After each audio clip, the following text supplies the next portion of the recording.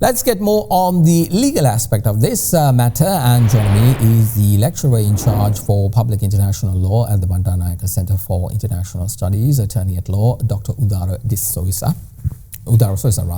Thank you very much, Udara, for your time. I mean, looking at these information that's been uncovered with regard to USAID and its activities, especially in this part of the world, do you think our laws have the necessary checks and balances to safeguard our nation by pseudo-organizations acting as humanitarians?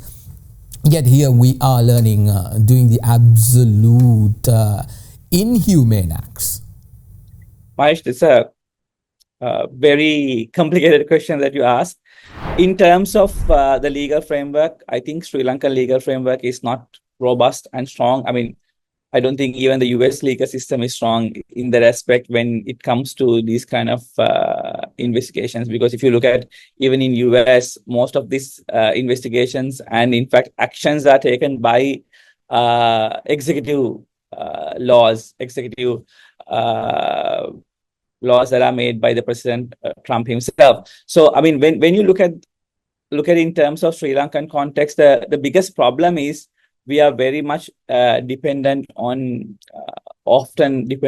foreign organizations and foreign organizational aid, right? So the problem is making stricter laws when it comes to these kind of organizations in Sri Lanka without having the necessary economic strength to withstand is highly unlikely. Because as you saw, often embassies, diplomats, play a crucial role in our political system, and which is very unfortunate in my opinion. The fact that we have lost our sovereignty along the way within these last, I would say, like, I don't know, maybe 30, 40 years to be exact, to give a timeline.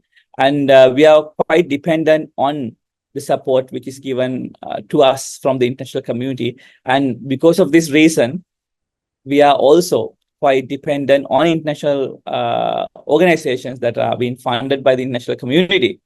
This weakens and undermines our sovereignty to a great extent. And in my view, I believe that there needs to be certain stronger laws to ensure that this kind of nefarious activities wouldn't happen.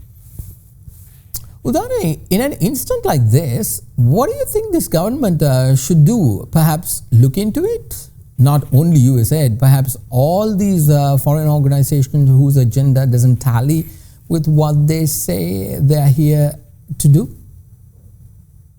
Not only the current government, I think for any government, it is better to have a stronger legal system that ensures that any organization operating or any even diplomatic or council officers operating in Sri Lanka ensures that they stick to their parameters, not getting involved in active politics. And this is, in my opinion, this is something that needs to be extremely encouraged, to make certain laws that would ensure the sovereignty and territorial integrity of the country is always at the foremost, not only getting some quick money aid for the programs, etc. Absolutely, an interesting point of view. All right, let's leave it at that. That was Dr. Udara Soysa, lecturer in charge for public international law at the Bandaranaike Centre for International Studies. Thank you very much.